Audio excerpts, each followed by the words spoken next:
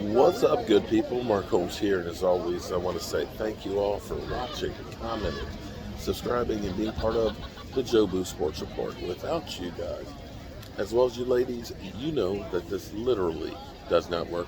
Hope everybody's having a great Thirsty Thursday, and this is the last full day here, and it's back to life, back to reality, back to the Dallas Cowboys.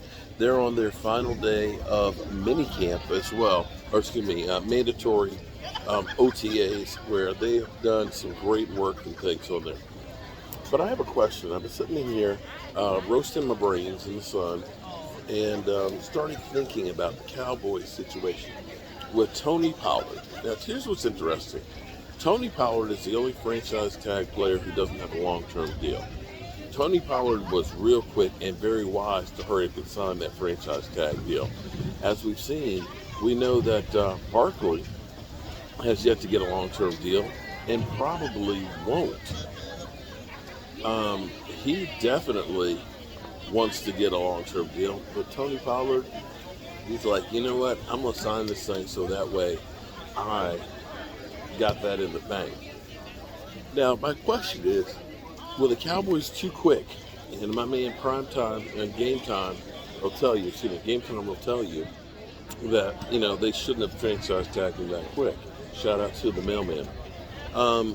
When you start thinking about Dalvin Cook right now, if they had known that Dalvin Cook might be cut or could be traded for a ham sandwich, do you think they would have still tagged Tony Pollard?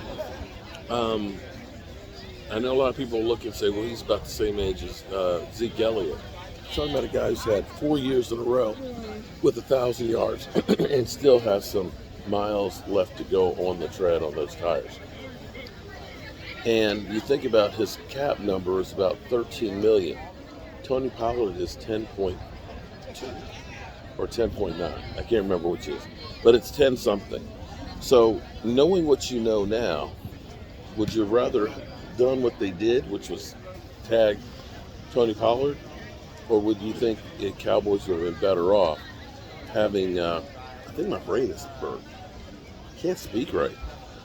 Or would the Cowboys been better off waiting to try and get Dalvin Cook? Because he's not the only one that's out there.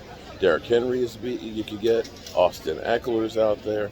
So there are a plethora of running backs that you could make a move for. Just saying, just a real question. I think you want to definitely look at that situation. Although I will still say that the Dallas Cowboys. Here comes the music. So much for intermission. But I think the Dallas Cowboys will be better suited getting another offensive lineman just in case. And I better end this before the music started, before we get copyrighted. I'm Mark Holmes, and well, I appreciate you guys. Peace.